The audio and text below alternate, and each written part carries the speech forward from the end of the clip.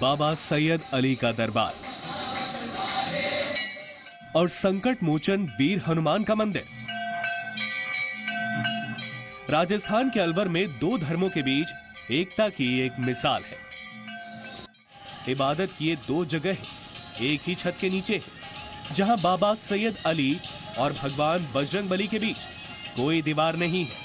शहर के बीचों बीच स्थान है ये मोती डोंगरी का। मोती डोंगरी की इस समय हाइट पर हम खड़े हैं, जहां आप देख सकते हैं मेरे पीछे जो एक सैयद दरबार यहां लगता है और दूसरा हनुमान जी का मंदिर लगता है। जहां संकट मोचन वीर हनुमान लिखा है वहां हनुमान भक्त भी आते हैं और यहाँ सैयद दरबार में भी लोग पहुंचते हैं। यहाँ जिस माइक्रोफोन और लाउडस्पीकर पर भजन गाया जाता है, उसी माइक्रोफोन और लाउडस्पीकर पर ढोलक और हारमोनियम के साथ अल्लाह के लिए कवाली होती है। यहाँ भगवा और हरे रंग का झंडा एक साथ लहराता है, क्योंकि यही अलवर के मोती डोंगरी पैलेस की रिवायत है। एकता का प्रतीक है ये, जहाँ पर हिंदू मुस्लिम साथ है और किसी प्रकार की कोई दिक्कत नहीं, सब मिलकर काम करते हैं यहाँ पर हम। और बड़ी आस्था के साथ बाबा की सेवा की जाती है। जैसे अपन हिंदू धर्म में हर सुबह शाम बाबा की नहलाया धुलाया की सफाई करी जाती है, उसी प्रकार हम यहाँ पे मजार पे बाबा की सुबह शाम नहला धुला के सफाई झाड़ू पोछा होता है। आस्था सबकी पवित्र होती है और दोनों ही धर्मों के लोग आते हैं और एक साथ प्रेम से रहते हैं, दोनों जगह ही मत्था। अलवर को बेहतर समझने के लिए आपको मोती डोंगरी की पहाड़ी पर पवित्र धर्मस्थल पर जाना चाहिए। यह पवित्र धर्मस्थल सांप्रदायिक सौहार्द का प्रतीक बन गया है, जहां एक ही परिसर में दो समुदाय के लोग अपने अपने तरीकों से पूजा अर्चना करते हैं। इस धर्मस्थल में एक तरफ सैयद दरबार की मजार है तो दूसरी तरफ संकट मोचन हनुमान मंदिर। दोनों को एक ही दीवार से अलग किया गया है। दोनों धर्मों के धर्मस्थलों का एक ही परिसर में होना यह बताता है कि सदियों से हिंदुत्व और इस्लाम साथ साथ चले हैं। हर गुरुवार को यहाँ माइक्रोफोन और लाउड स्पीकरों के साथ भजन के लिए इस्तेमाल की जाने वाली ढोलक, हारमोनियम, अहलाद की इबादत के लिए कव्वालों को दी जाती है। परिसर में भगवा और हरे रंग के झंडे लहराते दिखाई देते हैं। इस परिसर में मंदिर के गेट से प्रवेश होता है। श्रद्धालु पहले मंदिर में हाथ जोड़कर प्रार्थना करते हैं, टीका लगवाते हैं, इसके बाद वह आगे बढ़ जाते हैं और दरगाह में पहुंचते हैं। दरगाह में श्रद्धालु अपना सिर ढकते हैं और झुककर मजार को चूमते हैं। मंदिर और दरगाह दोनों के लिए एक ही थाली में Besides curing illness, the Dargah is also famous for having the Banumati temple in front of it, thus leading to an amalgamation of different faiths. Whoever goes to the Dargah also pays the visit to the temple, making it a medium of uniting different religious communities. For many years, both these shrines have been taken care of by a Muslim man, Kashim Bab, which itself sets a great example of communal harmony. यहाँ पे और क्या है, कोई भी patient आए तो बहुत गरीब वाला पेशेंट ही रहता है पे, और जो भी है ज़्यादा हस्ती वाला रहता है तो आता अपने आप इलाज कर लेता है और संडे आते रहता है। जो गरीब पेशेंट आना जाना तकलीफ जो होती है वो पेशेंट इधर ही रह के इलाज कर लेता है। ना ही यहाँ पे रूम का रेंट लगेगा, ना लाइट का बिल लगेगा, ना पानी का पैसा लगेगा, कुछ नहीं, सिर्फ उनका उन्होंने खाना बना के खाते रहते हैं। और दूसरी बात क्या है, यहाँ पे दरगाह भी है और मंदिर भी है, इन दोनों का देखभाल भी मैं खुद ही करता हूँ। वहाँ पे जो बंदे आते हैं उनका भी ज़ियारत मैं ही कराता हूँ और जो दरगाह पे आते हैं उनकी भी ज़ियारत हम ही कराते हैं। और जो भी यहाँ है ना, कोई दिक्कत वाली चीज़ नहीं है और कोई जात पात की बात ही नहीं है। यहाँ पे हिंदू हो या मुसलमान है, सब बराबर ही है।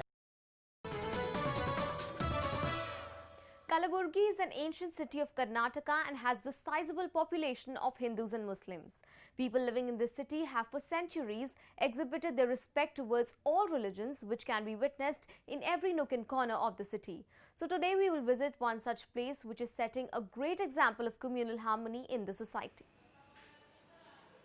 Kalaburagi, also known as Gulbarga in Karnataka, is famous for a temple which is of the Hindu deity Ram, or the famous Gulbarga fort, built somewhere around the year 1327. But what you didn't know will be about the Bali Savitri temple of the Hindus and the Hazrat Bangadi Sharif Dargah of the Muslims, which are located in the same compound and share the great story of communal harmony and the religious brotherhood in the country. मुस्लिम भाई लोग भी आते हैं, हिंदू भाई लोग भी आते हैं, अपने अपने मजहब के हिसाब से उन्होंने मन्नत मांगते हैं। हम हमारे तरीके से हम मन्नत मांगते हैं, कोई भेद नहीं भाव नहीं, एक ही जगह पे दोनों बैठते हैं, अपनी अपनी खुशखुशी पूछ लेते हैं, फिर उन्होंने निकलते हैं, हम भी हमारे काम से निकलते हैं। Both Hindus and Muslim devotees here believe that the compound has magical powers and miracles have happened in the past. and wishes have always been fulfilled. The Vanpari village of Rajkot, where a temple of Hindu Lord Hanuman and shrine of Saint Adil Shah stand in close proximity to each other and are visited by both Hindus and Muslims. There is not even a wall separating both the places of worship, and it is believed that if a person visits one side that he has to pay his obeisance at the other side as well, otherwise his prayers will not be worth it. Hanuman ji की पूजा हो या मजार की पूजा हो, दोनों की साथ करते तभी वो उसके लिए सफल होती, उसके बिना सफल नहीं होती। एक जगह करके आप चले जाओगे तो सफल नहीं मानी जाती।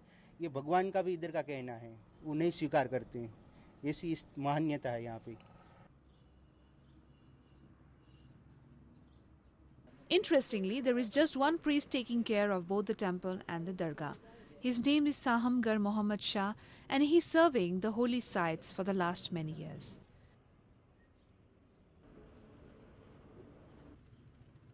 He first performs the daily rituals at the temple, and after distributing the holy sacrament among the devotees, he proceeds towards dargah to perform the prayers.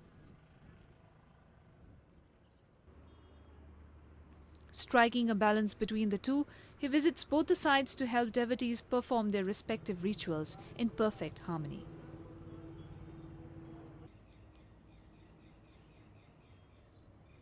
पूरा गांव तो मंदिर दरगाह पे जाते हैं, मंदिर पे आते हैं, सब जगह पे आते हैं। हिंदू आते हैं, मुसलमान आते हैं, सब आते हैं। अब कभी किसी ने इस बात पर कोई सवाल ही नहीं हुआ, ना ही तो हिंदू ने किया है, ना ही तो मुस्लिमों ने किया है। कितने साल हो गए होंगे लगभग जब से आप? मेरे को तो यहाँ से अभी 20 साल हुए हैं, लेकिन हमारी पीढ़ी यहाँ पे 5वीं पीढ़ी है यहाँ पे अभी।